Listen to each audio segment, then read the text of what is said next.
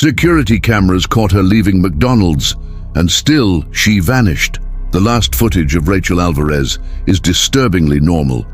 She walks out of a McDonald's in downtown Cincinnati. 10:17 p.m. She's holding a paper bag in her left hand, phone in the right. She's texting, she's alone. She looks calm, no one appears to be following her. She walks toward her parked car. The camera loses sight of her as she steps off the curb, and then nothing. Her car was still there the next morning, locked. Driver's seat empty, keys gone, no signs of forced entry, no purse, no phone, just a single receipt inside the cup holder, time-stamped 10:12 p.m., 5 minutes before she vanished. She had never made it home, never showed up to work the next day, never called her parents. Rachel Alvarez had simply walked off camera and into a void. There were cameras on every corner, gas stations, banks, a pharmacy. But none of them captured what happened next. Police traced her phone.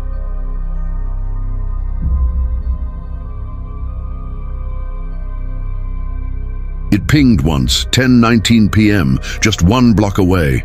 Then silence, forever. A man in a hoodie appeared briefly on another camera 2 streets over. His face was hidden. He moved quickly, too quickly. He's never been identified. Was it him, or just another ghost passing through the night? Investigators couldn't say. No evidence ever surfaced, no witnesses, no scream, no noise. That was over 6 years ago. To this day, her case remains unsolved.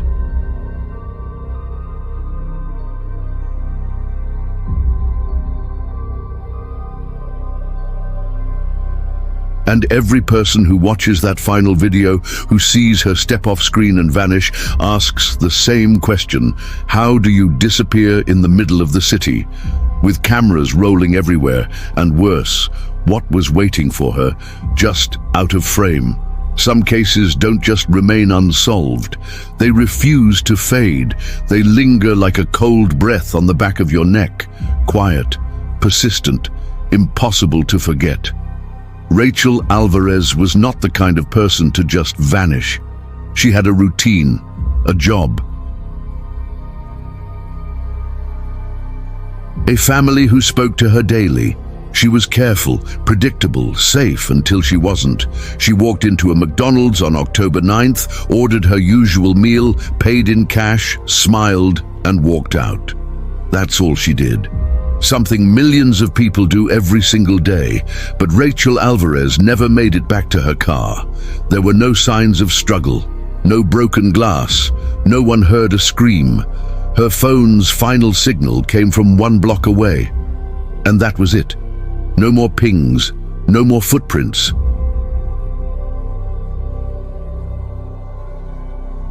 No more Rachel.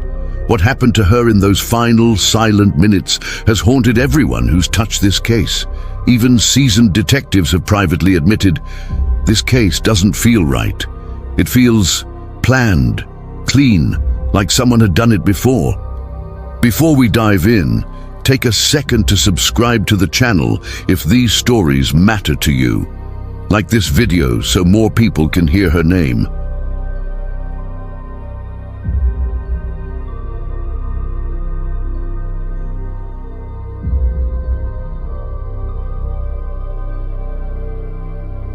And please, comment below. Which country and city are you watching from? Let's show how far Rachel's story can travel. Maybe someone, somewhere, knows something. Because the only thing worse than a girl vanishing off camera is knowing that someone out there saw what happened and chose to stay silent. Chapter 1. The Last Footage. October 9th began like any other Friday. The weather was dry, cloudless. The kind of night that didn't call attention to itself.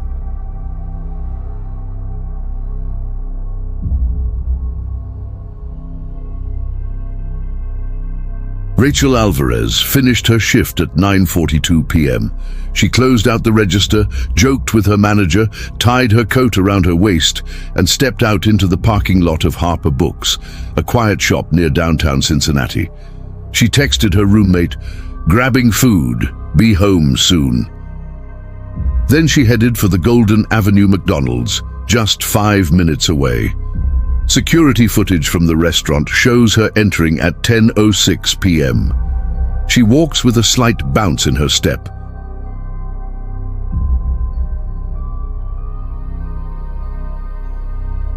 She's wearing jeans, a hoodie, earbuds in. No one is following her, no one stares. She orders a McChicken combo, pays in cash, smiles politely. The cashier later said she seemed tired but normal. The receipt shows a timestamp of 10:12 p.m. 5 minutes later, she exits the building. The exterior camera catches her pushing the door open, squinting into the streetlights.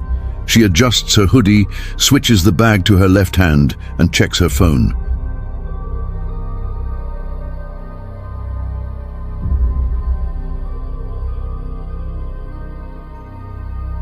Her car, a silver Nissan, is parked 25 feet away. She walks toward it.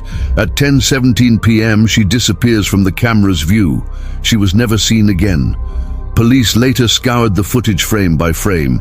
They zoomed, enhanced, searched for shadows, shapes, anything unusual. There was no one waiting in the lot, no vehicles pulled up, no one followed her out. She simply moved from one frame to darkness. That corner of the parking lot, where her car sat, is just outside the reach of the lens.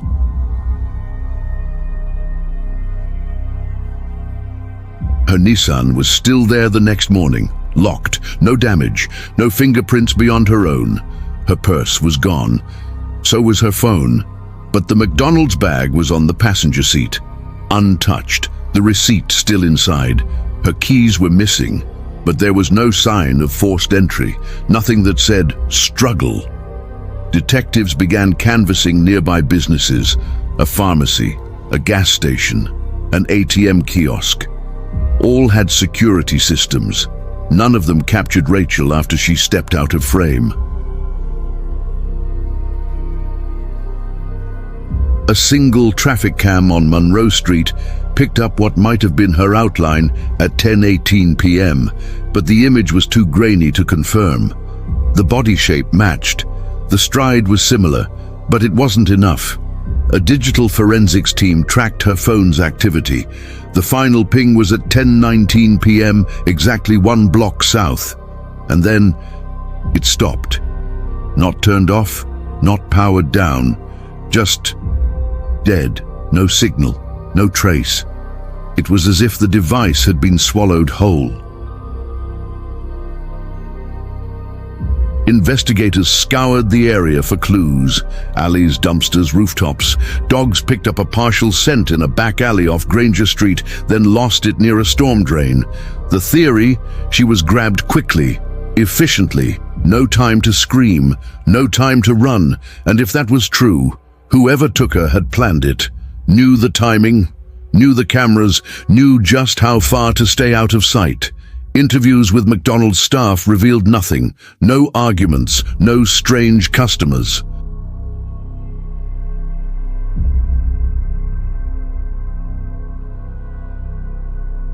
No vehicles loitering outside. Her shift supervisor confirmed Rachel never mentioned being followed or receiving threats. Her phone history, search logs, social media, clean. No enemies, no stalkers, just a normal 24-year-old girl, gone in 7 minutes. Her parents arrived the next day, driving in from Dayton. Her mother collapsed in the parking lot when she saw the Nissan. Her father stood silent, staring at the spot where Rachel had vanished.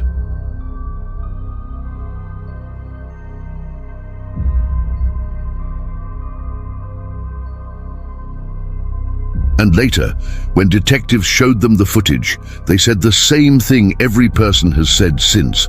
She was right there. How does someone disappear right there? Chapter 2. The search begins. By 7:12 a.m. the next morning, Rachel Alvarez had officially been declared missing.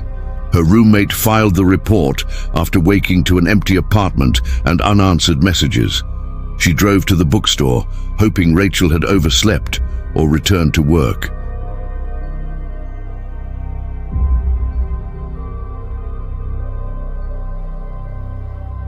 When she found nothing, she headed to the McDonald's. That's where she saw the silver Nissan, parked, locked, untouched. Her heart dropped. She called the police immediately. Detective Frank Warren was assigned to the case.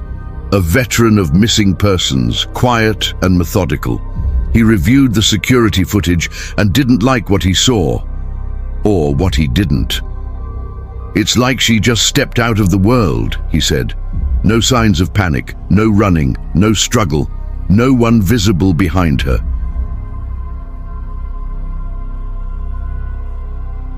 Just one step, and she was gone. By noon, the search began in full force. Officers canvassed the area on foot. Helicopters scanned rooftops and alleys. Police dogs were deployed. Flyers went up. Rachel's face, smiling, warm, alive, covered light posts, bus stops, cafe windows. Her family held on to the hope that she was still out there, just lost, maybe hurt, maybe hiding. But the city offered no response. Volunteers formed a grid.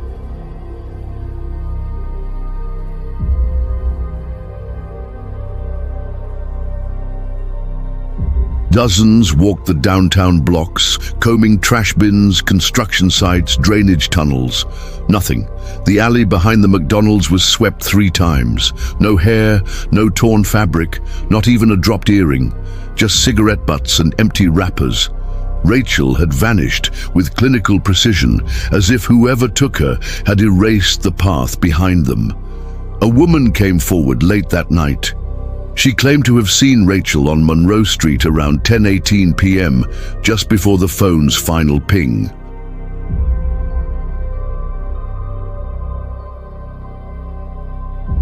The woman said she noticed a girl looking nervous, walking quickly, glancing over her shoulder.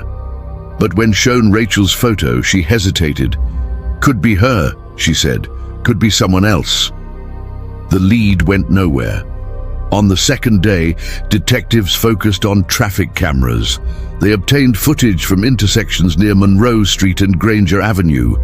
One angle showed a dark van driving slowly at 10:16 p.m., turning off the main road just as Rachel left McDonald's. The timestamp was chilling. The van's license plate was unreadable, partially obscured by dirt or deliberate cover. No identifying features, just a van, just a shadow. Rachel's phone records were pulled. No unusual calls, no recent unknown numbers. Her last text was to her roommate.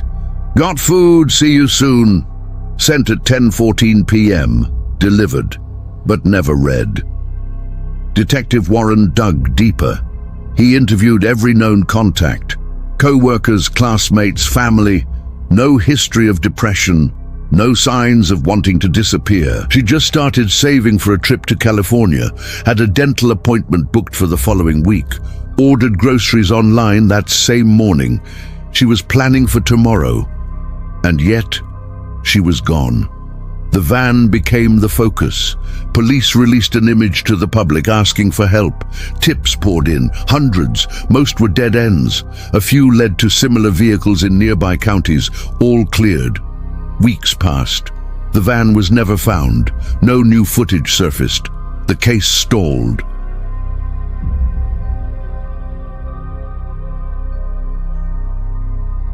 And the silence grew louder. Rachel's mother, during a vigil 2 weeks later, said something that chilled everyone who heard it. "She's not just missing. Someone has her, and they knew exactly how to take her." People lit candles, held signs, cried in front of cameras, but the girl who stepped out of McDonald's never stepped into the light again.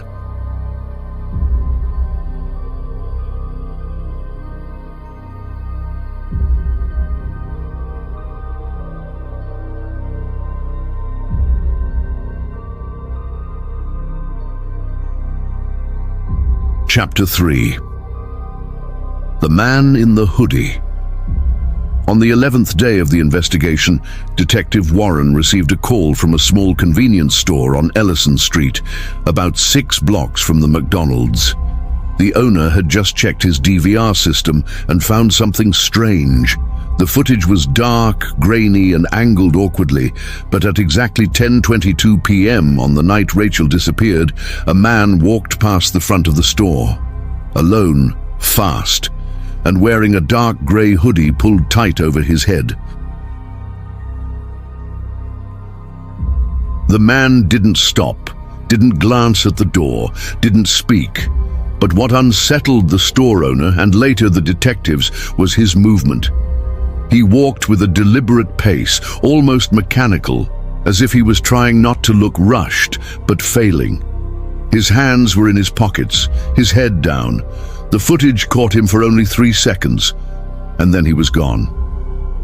Detective Warren enhanced the video, ran it through facial recognition. Nothing. No matches. No clear visual on the face.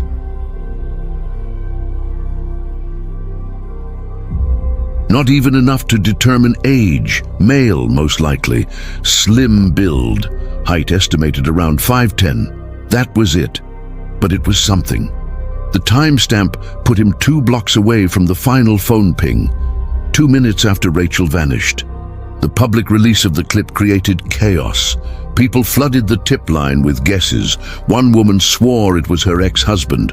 A man claimed it was a delivery driver from his building.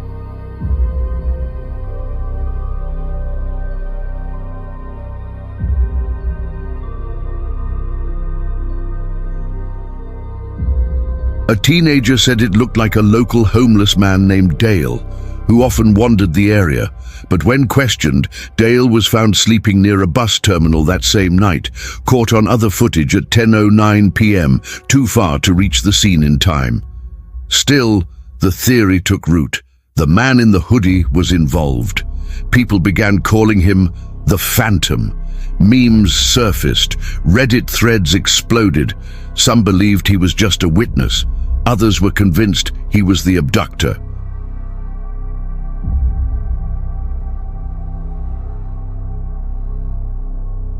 Some even thought he was part of a bigger operation: trafficking, ritualistic cults, government black ops. The internet did what it always does with the unknown. It created stories. But Warren needed facts. He returned to the area, walked the same path the man had taken, timed the distance from the McDonald's, from the phone ping location, from the van sighting. The trajectory matched. Whoever the man was, he had likely been near Rachel when she disappeared. Maybe watching, maybe waiting.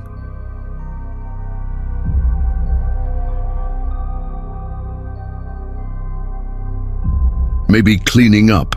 Warren interviewed residents up and down Ellison Street. Few were awake that night. One man recalled seeing a shadowy figure near the alley, but admitted he was high and half asleep.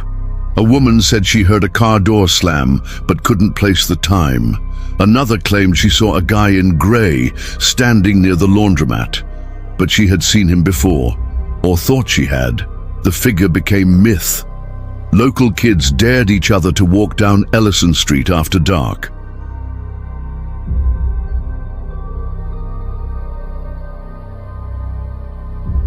Graffiti appeared on a nearby wall. "He's still watching."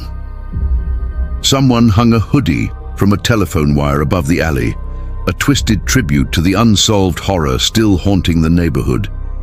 And in the middle of it all, Rachel remained missing. Her face printed on candlelight vigils, her voice replaced by silence, her parents barely able to leave the house anymore.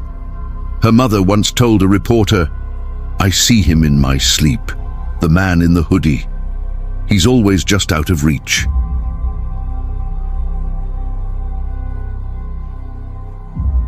It wasn't just grief. It was something else, closer to obsession, closer to knowing. The footage of the man in the hoodie was never disproven, never confirmed. It remains the only possible sighting of someone linked to Rachel Alvarez's disappearance. 3 seconds, 3 blurred frames, and a world of darkness just outside the light. Chapter 4. The phone that rang once. It was day 27, nearly a month since Rachel Alvarez vanished. The case had grown cold, leads had dried up. Public interest began to fade, news coverage slowed.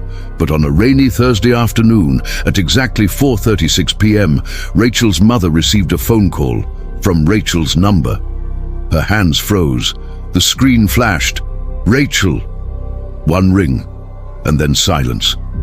She didn't answer in time. She couldn't. Her hands were trembling, her eyes wide with disbelief. She redialed immediately. The number was disconnected. She called again. Nothing. She screamed for her husband. He thought it was a mistake, a glitch. But the call log was clear. One incoming call from Rachel's phone. That number had been out of service for 26 days. Detective Warren was on the scene within the hour. He confirmed the phone had been disabled, completely powered down since the night of her disappearance. The carrier had no explanation for how it reactivated. The call bounced off a tower in Millstone County, 42 miles north of Cincinnati, a rural area, sparse, quiet, forested. Search teams were deployed, dogs, drones, helicopters. The terrain was rough, woods, creeks, abandoned barns. They searched for 3 days straight, found nothing. No sign of Rachel, no sign of the phone. But the signal was real. The tower had picked it up. Someone or something had turned it back on. Long enough to ring once, just once. The call brought hope. Then it brought fear.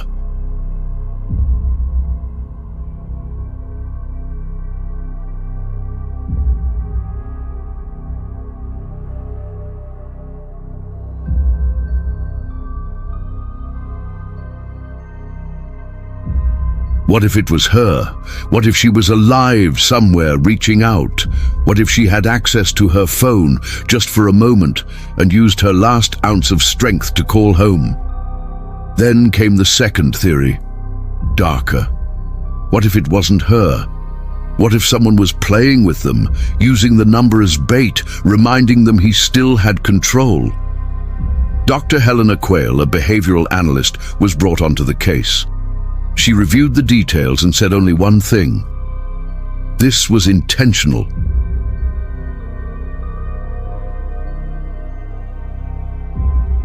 She didn't believe in glitches. She didn't believe in hope without logic. He wanted the mother to answer, but only once, just to remind her she's still being watched. Rachel's father installed security cameras around the house. They stopped sleeping in separate rooms. They unplugged their landline at night. Her mother refused to delete the missed call. She would stare at it for hours. It became a ritual, a wound that wouldn't clot.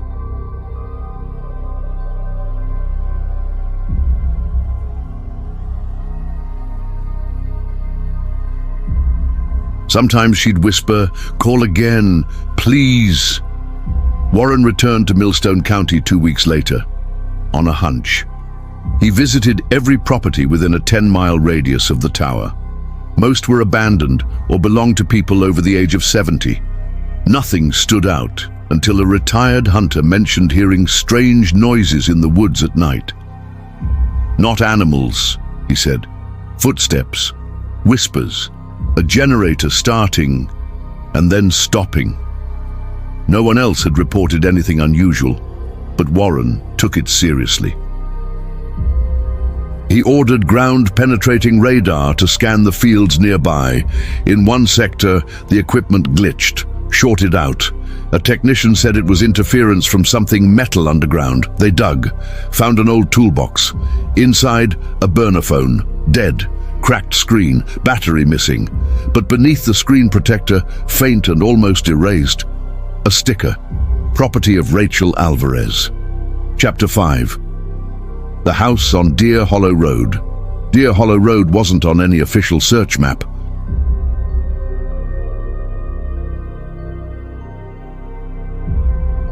It was a forgotten strip of cracked asphalt, buried in the woods beyond Millstone County, barely visible from the highway. It didn't appear on GPS. It had no street signs. Local kids called it the road that loops back into itself. According to town records, only one property had ever existed there. It was listed as condemned in 1997. Detective Warren followed the lead after speaking with the old hunter a second time. "There used to be a house," he said, "just beyond the old ridge. Red shutters, always boarded up, no one lived there, but we saw lights at night sometimes, like someone was inside, like someone didn't want to be found." Warren and two deputies hiked the trail on foot. Deer Hollow wasn't really a road anymore, just a scar through the woods, fallen branches, rusted mailboxes.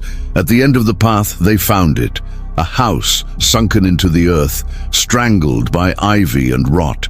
The roof sagged, windows were broken, but the door was closed, and the lock was new.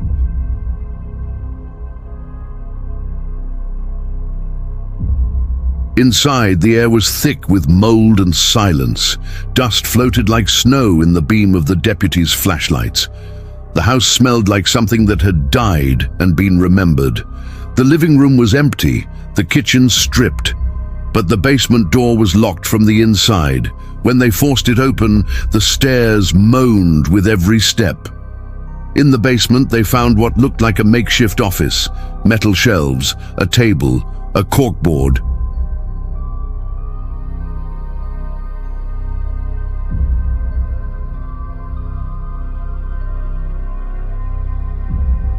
Dozens of newspaper clippings pinned with surgical precision, missing persons cases, some local, some not, some dating back to the 1980s, but in the center of the board, Rachel Alvarez, circled in red ink. Beneath her photo, 10:17 p.m., right on time. There was more. A calendar, handwritten notes, a map of Cincinnati with dots marking cameras, blind spots, alleyways, everything someone would need to plan a disappearance. On a desk, they found a notebook filled with coordinates, dates, initials. The last entry read, "Millstone test complete, reaction confirmed, time to reset." No fingerprints, no hair, no DNA. Whoever used the house had wiped it clean. There was no food, no bedding, nothing personal, just planning, observation. And Rachel's name carved into the edge of the wooden table, over and over again, in tiny, shaky letters, as if done by a hand trying to stay steady. Rachel, Rachel, Rachel. In the far corner of the basement was a small wooden crate. Inside, pieces of old phones. Cracked screens, SIM cards, battery packs, and among them something new, a piece of red plastic from a McDonald's takeout lid, covered in dried mud. Warren stepped outside, breath visible in the cold air. He looked at the house, at the woods that swallowed it. There were no neighbors, no power lines, no tire tracks. This place hadn't been lived in. It had been used by someone who didn't want to vanish, someone who wanted others to vanish. The house was sealed, marked for evidence.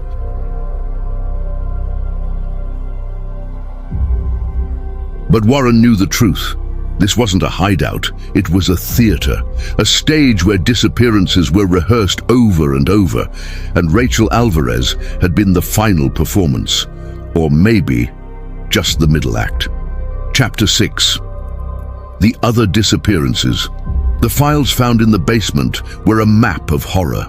Each clipping, each photo, each scribbled note pointed to something larger, something older than Rachel Alvarez's case.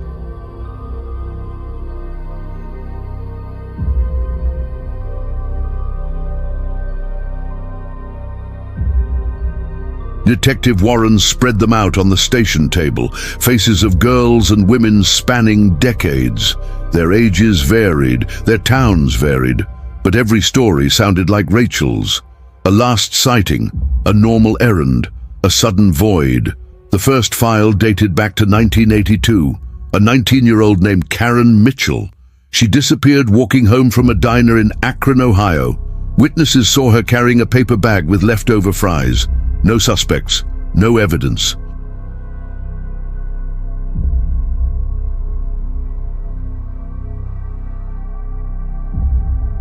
She was last seen smiling at the cashier, exactly like Rachel. The parallel was too close to ignore. Then there was Lisa Carter, 1994, last seen leaving a gas station convenience store. Her car was found 2 streets away, locked, with her purse inside. A grainy security tape showed a shadow moving behind her vehicle seconds before she vanished. It was as if someone had been rehearsing the same method for years, refining it, getting bolder each time. Dr. Helena Quayle studied the patterns.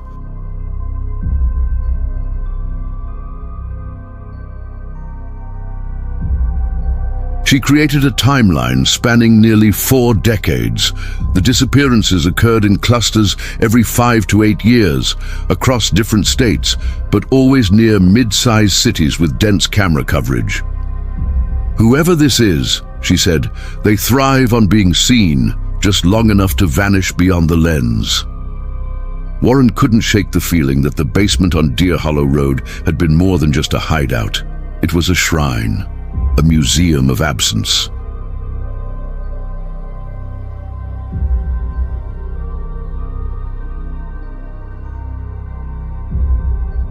Someone had been documenting their own evolution, leaving breadcrumbs for reasons no one could yet understand. Was it pride, a taunt, or a warning that the next name was already chosen? Among the evidence was a strange Polaroid, a young woman with dark hair, hand raised as if shielding her face. No name, no date, no location. On the back of the photo, a single word was written in red marker: next. It wasn't Rachel, but something about the image felt disturbingly recent.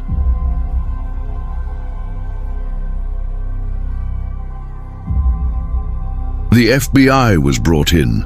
They cross-referenced the names with missing persons databases nationwide. 10 cases matched the same pattern. All women, all alone, all caught on camera moments before vanishing. The footage always stopped too soon or was missing crucial frames. It was almost as if someone knew exactly where the blind spots were. Rachel's parents were told about the pattern. Her father slammed his fist on the table.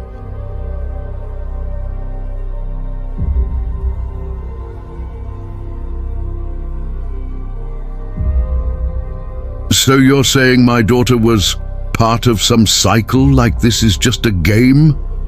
No one could answer. There was no proof connecting these cases beyond eerie similarities. And yet, the red ink around Rachel's photo in the basement didn't feel like coincidence. It felt deliberate. Warren returned to the house on Deer Hollow Road, walking through the empty rooms with a flashlight. He couldn't stop thinking about the calendar pinned on the wall, the dates, the gaps.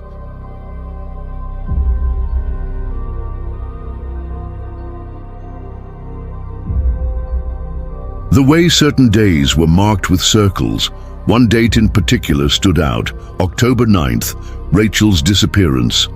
But next to it, faintly written in pencil, was another date, December 4th. 2 months later. Was that the next strike? The dread in Warren's chest grew heavier with every passing day. If there was another victim coming, time was running out. He stared at the faces on the board. Karen, Lisa, Rachel, and the unknown girl in the Polaroid marked next. Somewhere, someone was already watching her, just waiting for the right time to step out of the shadows. Chapter 7.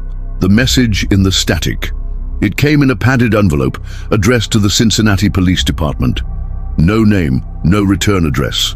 Inside was a USB flash drive, small and black, scratched on the edges. A sticker on one side read, "Play at midnight." No note, no explanation, just that message and the weight of what might be inside.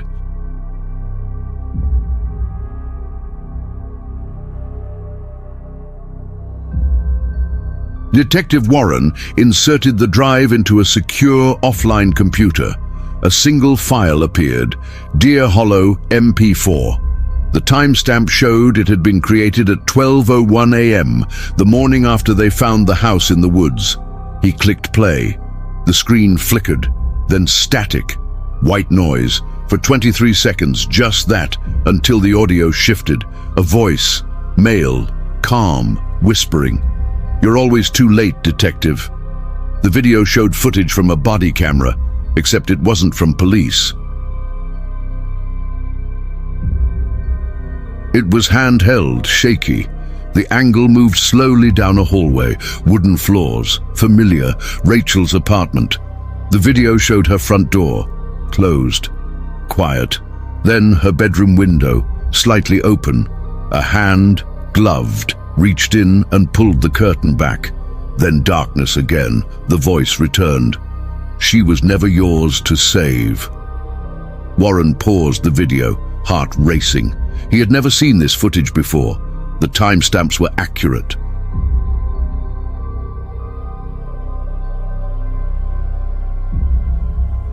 The camera had been inside her building the week before she vanished. Somehow, someone had recorded her without ever triggering alarms or suspicion. The footage continued. Now, the screen showed a road sign, Deer Hollow Road. A flashlight beam illuminated the letters, then dropped to the ground. Feet walked past, boots, dragging something. The voice again, "You found my last house, but you haven't found the others. You won't, because you're searching in daylight, and I only live in the dark."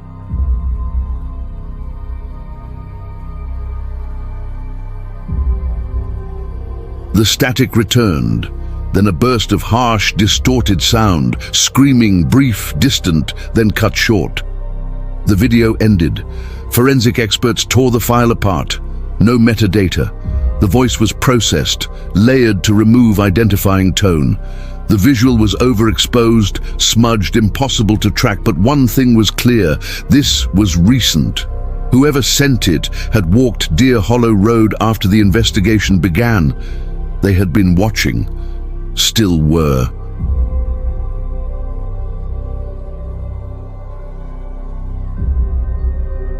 Warren sat alone in the evidence room, staring at the screen.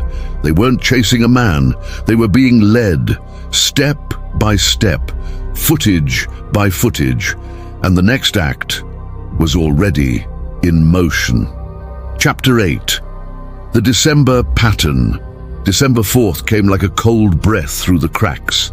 The date had been circled faintly in the calendar found inside the house on Deer Hollow Road. At first, it seemed arbitrary, but when Dr.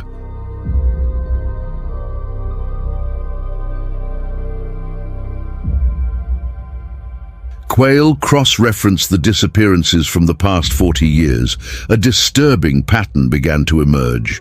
A significant number of them occurred during the first week of December, always within the same 3-day window. The coincidences piled up. 1982, Karen Mitchell, December 5th, 1994, Lisa Carter, December 3rd, 2001, Melanie Ross, December 4th, 2015, Jasmine Kwan, December 6th, and now 2020, Rachel Alvarez, taken October 9th, but something had been scheduled for December, something else. Or someone else. Dr. Quayle wasn't convinced these were random acts. She described the disappearances as ritualistic without the religion, carefully calculated, repeated with purpose. These aren't crimes of passion. These are rehearsals, events. She believed the killer or killers operated on a personal calendar, a sequence, a message only they understood, a performance they repeated.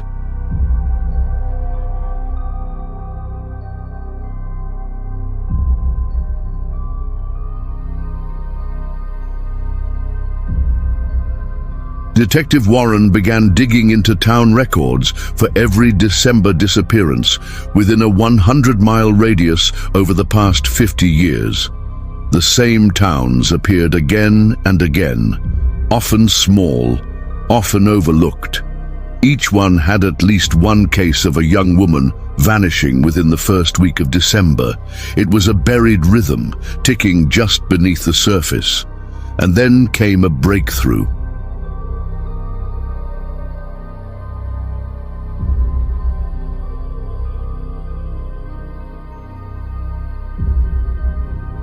In 1973, in a now-vanished community called Dunbridge Hollow, a 10-year-old girl named Abigail Vale disappeared on December 4th.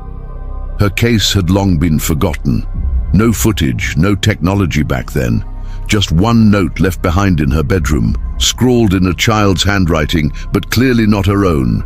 She belongs to the Hollow now. The phrase struck a nerve. Dear Hollow Road, Dunbridge Hollow. The repetition wasn't coincidence. It was geography, or worse, legacy. A trail of darkness passed down, from place to place, person to person. Warren began mapping every location with Hollow in its name within 300 miles. The results formed a broken, jagged line, a path, a pulse. Meanwhile, the investigation was under pressure. Rachel's case was losing public attention. The media had moved on. The department was stretched. Warren, despite warnings, began working alone. He set up a makeshift map in his apartment, red string connecting pins, faces, towns, dates. And at the center, December, always December, he started receiving emails, untraceable, one line at a time. She smiled when I knocked. You can still hear her if you're quiet. The next one knows, she just doesn't believe it yet. Then, on December 3rd, a girl named Evelyn Hart, age 22, vanished in a town called Black Hollow, 3 counties over. She was last seen at a diner, paid in cash, smiled at the waitress, stepped outside. Gone. Exactly like Rachel. The timestamp, 10:17 p.m. Exactly the same minute. Warren stared at the timestamp until the numbers lost meaning. He understood now, this wasn't a random monster. This was a system. And the pattern wasn't just continuing, it was accelerating. Something had changed. Something was coming. And he was no longer hunting a killer. He was chasing a clock. Chapter 9. The Trap Detective. Warren knew Evelyn Hart's disappearance wasn't a failure. It was a warning, a challenge. He had connected the dots too late. The calendar meant nothing if he couldn't act before the next girl vanished, so he did something no one expected from him. He built a trap. He returned to Deer Hollow Road, not to investigate, but to stage. Cameras, motion sensors, microphones buried under leaves. He posted signs at the road entrance saying, "Condemned, dangerous structure." All lies. No one had lived there in years. But Warren believed someone might return, not for shelter, but for ritual.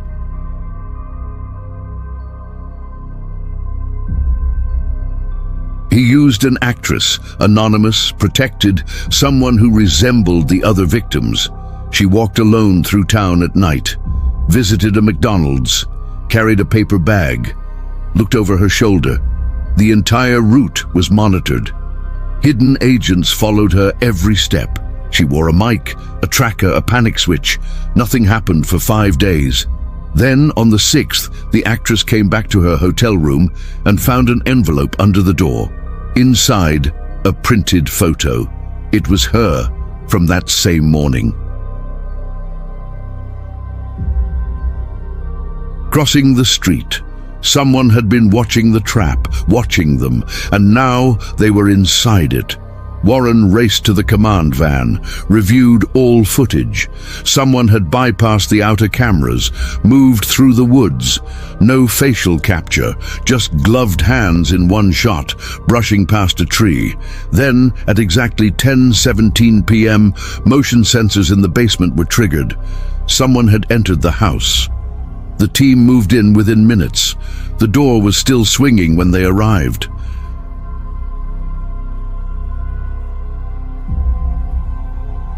Inside, the basement lights were on. A figure in a hoodie stood with his back turned, staring at the wall of photos. They shouted. He didn't move. When they tackled him, the body collapsed. A dummy, strapped with heating pads to mimic body temperature. A tape recorder hidden inside played the sound of heavy breathing. The real intruder was already gone. But he'd left something behind. On the corkboard, where Rachel's photo once hung, now there was a new one. Evelyn Hart, eyes open, mouth taped. The background unidentifiable, the lighting fluorescent, the timestamp 2 days after her disappearance. She was still alive, or had been, recently. Below the photo, a note. You made her bait. Now she belongs to the Hollow too. Warren stood in the silence of the basement, his heart pounding. He hadn't caught the killer. He'd been baited himself, watched, outplayed. And worst of all, he had given the Hollow exactly what it wanted. Another performance, another audience.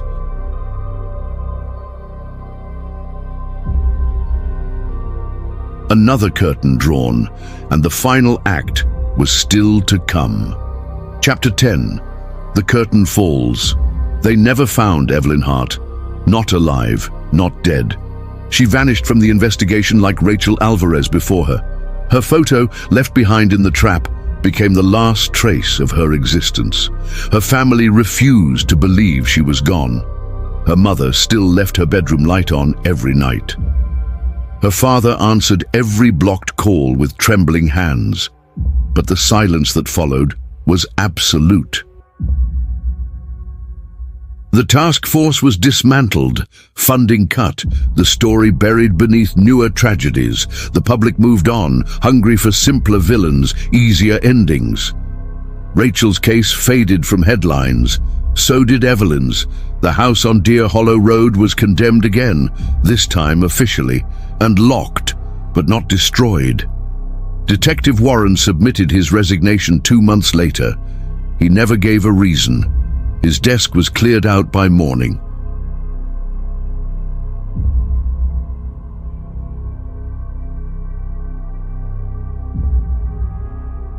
He left behind only a single manila folder labeled The Hollow Sequence. Inside, maps, notes, photos, and a letter that simply read, "It never ended, it only paused." Dr. Helena Quayle returned to academia. Her lectures on criminal ritual patterns were quiet, clinical, but students said she sometimes stopped mid-sentence, staring into space like she was listening for something she could no longer explain or didn't want to. The USB drive sent to police vanished from evidence.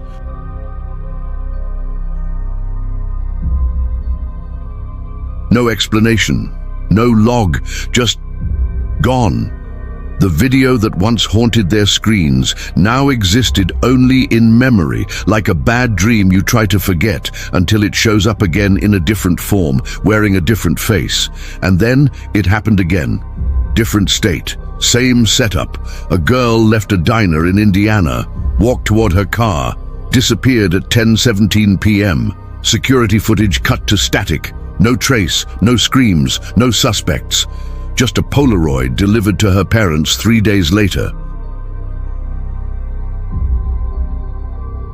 A single word written in red ink, next. The press called it coincidence. The department called it unrelated. But those who knew, those who had stared into the hollowed-out soul of the pattern, they understood. This was never about Rachel Alvarez, not just her. She was a page in a longer story, a story written in silence, staged in darkness, and watched by someone who never left the audience. The curtain didn't fall because the play was over. It fell because the scene had changed.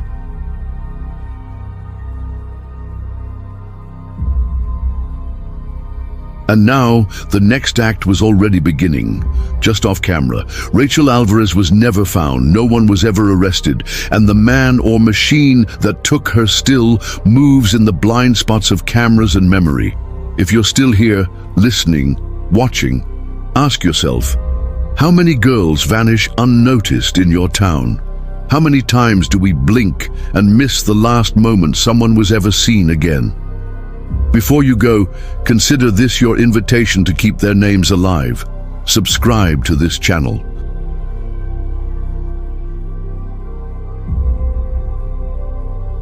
Like this video if you believe their stories matter. And most importantly, comment below. Tell us which city and country you're watching from. Let the world see how far Rachel's story traveled. Because maybe, just maybe, somewhere in that distance, someone will recognize a pattern or a face or a voice before the hollow takes another name.